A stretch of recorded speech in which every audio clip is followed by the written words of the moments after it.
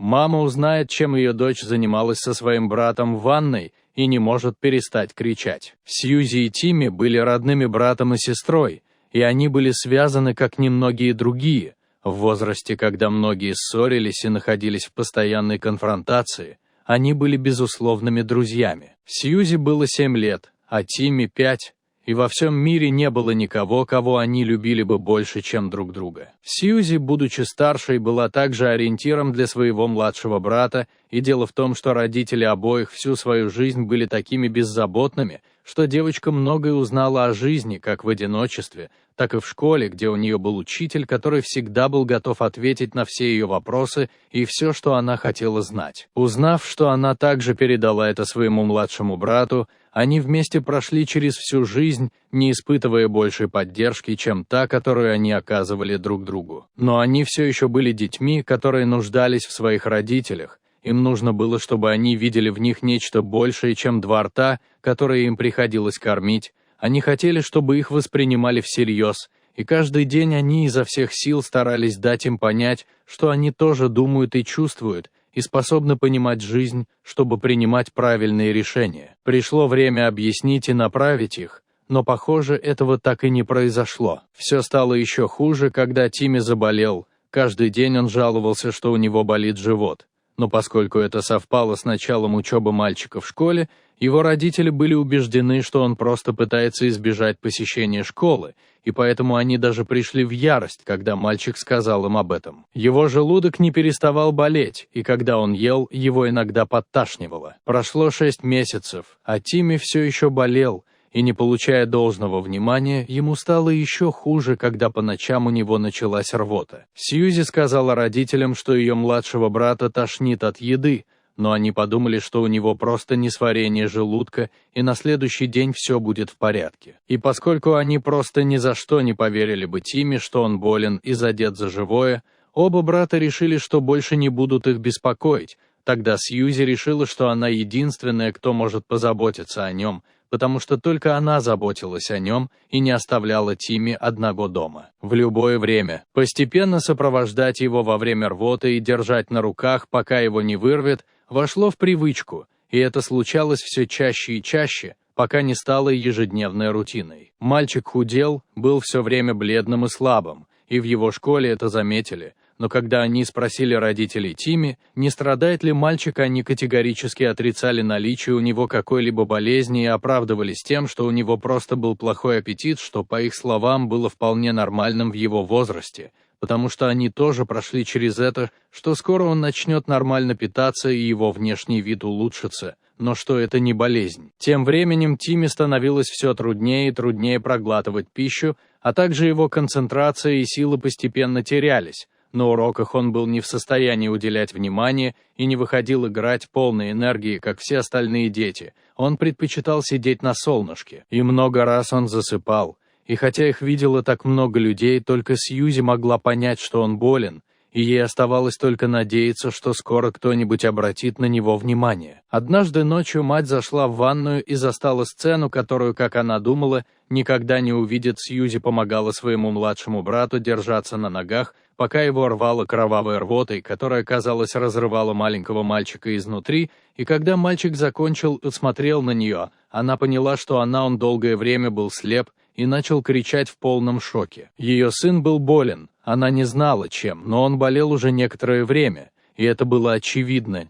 Дети сказали им, а они не обратили внимания, и поэтому они решили постоять за себя, производя как можно меньше шума, пытаясь скрыть это, как будто они делали что-то не так. Сьюзи и Тимми были так молоды, что не представляли, насколько серьезно для бедного ребенка может быть такая рвота и ужасные боли в животе, которые он терпит без какого-либо лечения, и не знали, что на самом деле это не их вина, а вина безответственных родителей, которые не обращали на это внимания. Все, чего хотела Сьюзи, это помочь своему брату почувствовать себя лучше, и по этой причине мальчик обожал ее, потому что она была его самой большой поддержкой и единственной, кто постоянно заботился о немецкий. С другой стороны, его родители не знали, что такое забота и любовь. Мальчик сотни раз говорил им, что у него болит живот, а они никогда не обращали на него внимания, полагая, что это какая-то детская стратегия избегать употребления его пищи, и что на самом деле с ним никогда не было ничего плохого. Им приходит в голову, что, возможно, их сын был болен, и что так часто жаловаться на боль было ненормально. И дело в том, что есть родители, для которых это звание слишком велико, родители, которые пренебрегают своими детьми, полагая, что их работа сводится к тому, чтобы обеспечить их крышей над головой и едой, в то время как это гораздо больше, и если родитель не желает присутствовать при каждом шаге своего ребенка, если они не желают направлять их, учить смотреть в лицо жизни и быть хорошими людьми, нужно что-то сделать, чтобы поставить их на место. И это было именно то, в чем нуждались родители Тимми. Им нужен был сигнал тревоги, который врачи дали им в ту трудную ночь, потому что Тимми был так слаб, что его маленькое тельце, казалось, больше не могло сопротивляться, и теперь он находился в отделении неотложной помощи. И хотя они не сразу поняли, что с ним происходит, и им потребовалось провести несколько анализов, которые заняли много дней, когда диагноз наконец был поставлен, все в отделении врачи и медсестры были потрясены.